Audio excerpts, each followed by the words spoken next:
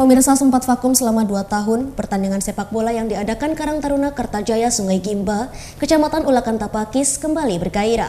Menurut panitia, sebanyak 32 klub bola di Padang Pariaman sudah menyatakan ikut berpartisipasi dalam open turnamen tersebut.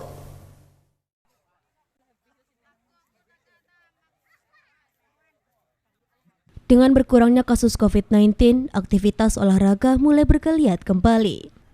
Sempat vakum selama 2 tahun, Karang Taruna Kertajaya yang berada di Kenagarian Sungai Gimba kembali mengadakan pertandingan sepak bola. Pertandingan sepak bola itu disambut antusias warga dan tim yang ingin bertanding. Menurut panitia, ada 32 klub di Padang Pariaman yang sudah menyatakan ikut berpartisipasi. Dalam pembukaannya, pertandingan tuan rumah Kertajaya dengan Sikabu Country, Lubuk Alung, dimenangkan tuan rumah 2-0.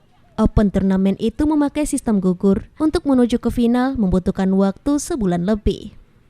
Sementara Wali Nagari Sungai Gimba, Irman Tiardi, berharap dari open turnamen itu ada nantinya bibit sepak bola yang berasal dari daerah tersebut yang bisa mewakili Padang Pariaman maupun Sumatera Barat nantinya.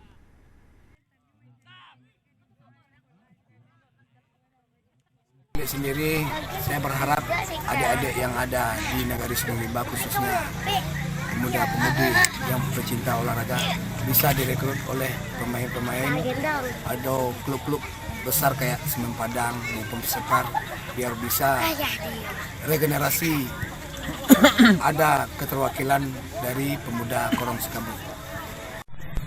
Untuk peserta pertandingan di Open Turnamen Kertajaya Cup pada hari ini, peserta klub kami undang 32 klub dengan ketentuan sistem gugur. Jadi di sistem gugur ini kami mengadakan pertandingan satu kali pertandingan 1 hari. Dari Padang Pariaman, Sumatera Barat, Eka Gus Priyadi, iNews melaporkan.